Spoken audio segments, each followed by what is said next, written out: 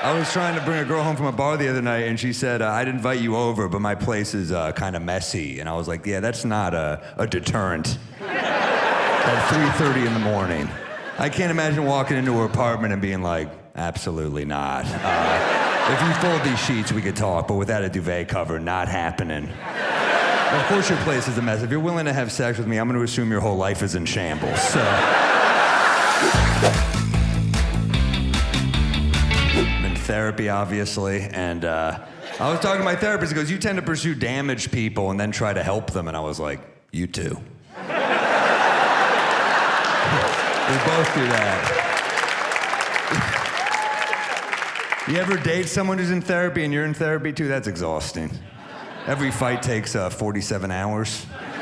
Every argument is like, I hear you, and I appreciate where you're coming from. However, it's the whole day.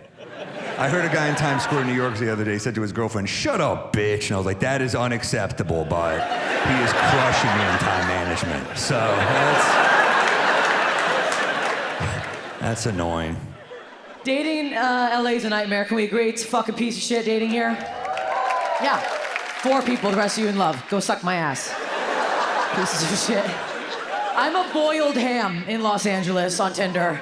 Don't relax. I'm a hot piece in Grand Rapids, Michigan, so don't worry. Oh yeah. Get my tits sucked right off in Michigan. Feels good. I will say though, I did clean up on Tinder in LA during the pandemic because, all the hot boys, you got real sad, didn't ya? You got real lonely. And you got real desperate.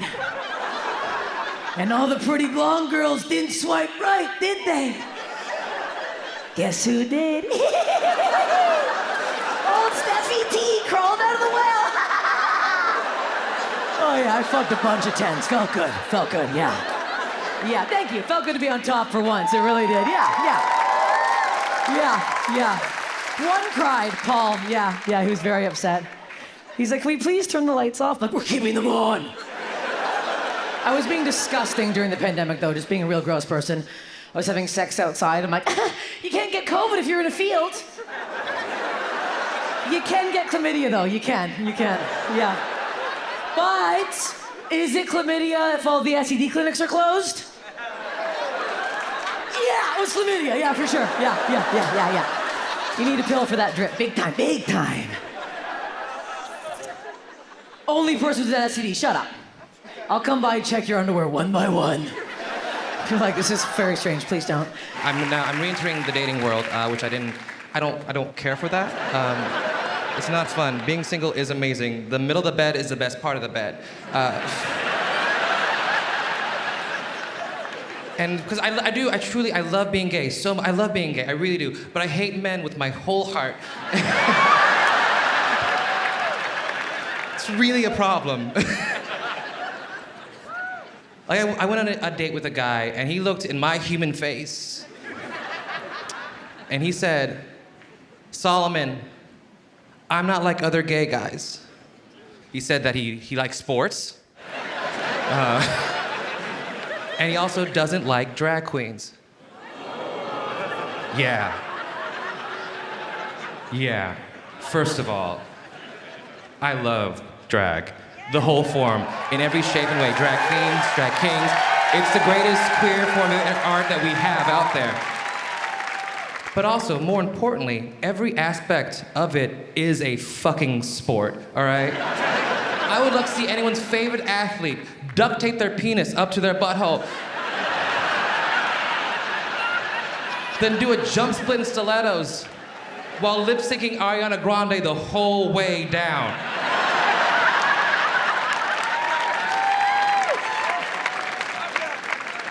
Like, I don't think Tom Brady couldn't do half that stuff at all on his best day. Sorry, I had to look up an athlete for that joke. But I stayed on the date, and we got to the end of the date, and he asked me a very integral question. He asked me if I was a top or a bottom, which is a fair question to ask someone like me. I'm built like a top, but I'm mean like a bottom. However, he was 5'4", and I'm 6' goddess, and you can't be inside of me if I can't see you when I turn around.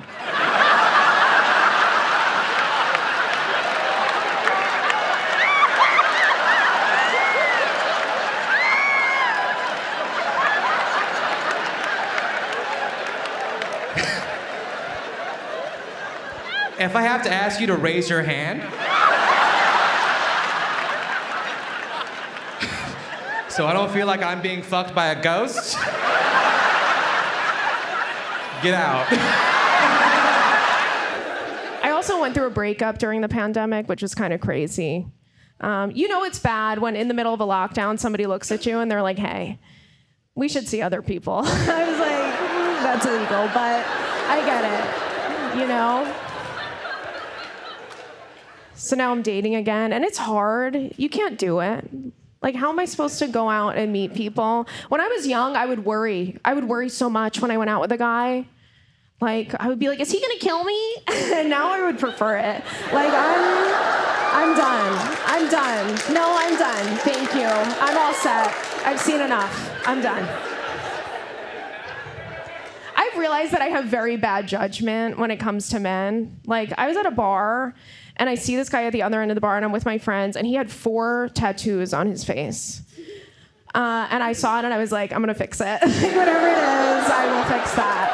And my friends were like, I think he's in a gang. I was like, I think you're jealous of me. like, I'm sorry, I have a boyfriend, you don't, girl, if you can't find a man, just say that. And that's really how I feel. I'm sorry, but it's a lot of jealousy. But I feel like we don't see the red flags. We want to see the good in people. I always make up excuses for guys. Like, I'll go out on a date. My friends will be like, hey, how was your first date? I'm like, well, he made me cry. And he's definitely a liar. And I think he's married. And I think he stole $20 out of my bag. But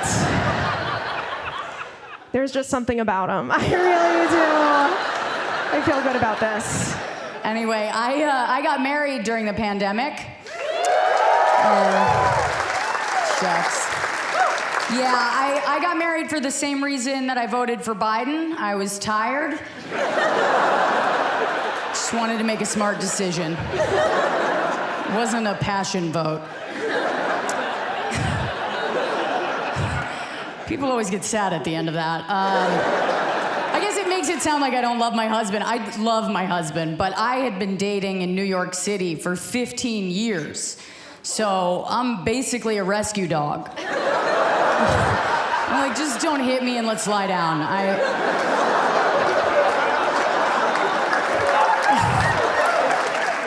You don't have a job, I don't care. If you own a blanket, I'll spend my life with you. That's where I'm at. Because it got very sad, dating. It got worse after Me Too. I don't know how. I do know how.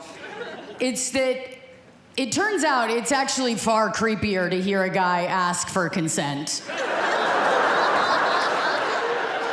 It's like you bring a guy home to your apartment, he'll put one hand on your tit and be like, do you consent to this? You're like, can you just kill me? It'd be way hotter if you ended my life.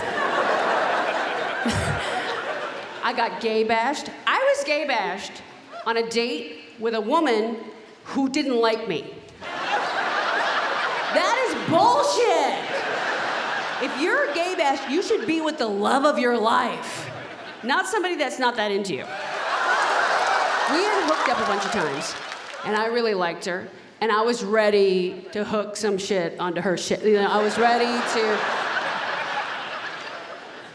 introduce my cats to her cats. So we go out to this nightclub, and she goes, oh, yeah, I don't like cats. What kind of dyke are you? I don't understand. That does not make any sense to me. No. I don't care if you're allergic. You take Claritin for that shit. She's like, I'm not that kind of dyke. And I'm like, I don't care what kind of dyke. And we were yelling dyke so loud at each other that we didn't hear the guy calling us dykes from over here. So our homophobia was drowning out his homophobia. And we leave, and I notice, and he's following us. And he pulls a tire iron out of his pant leg, and he starts chasing us. And I was like, oh shit. And I really just wanted to push her into him so I could buy myself some time and run away. But I had to be a hero and save her too. So I grabbed her and I was trying to run.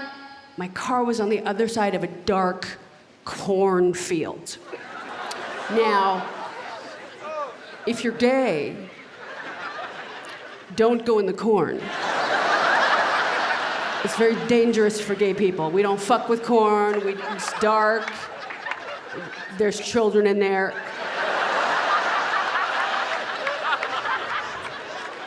But I held my breath and I grabbed her and we ran through the corn. We got in my car. We just in time drove off. He was so mad. He barely missed us. He hit the back of the car. I had a Buick and with a tire iron, he knocked the ick off the Buick. It just said "Bew," but we were gone. And I was living my Tracy Chapman fantasy. I'm like,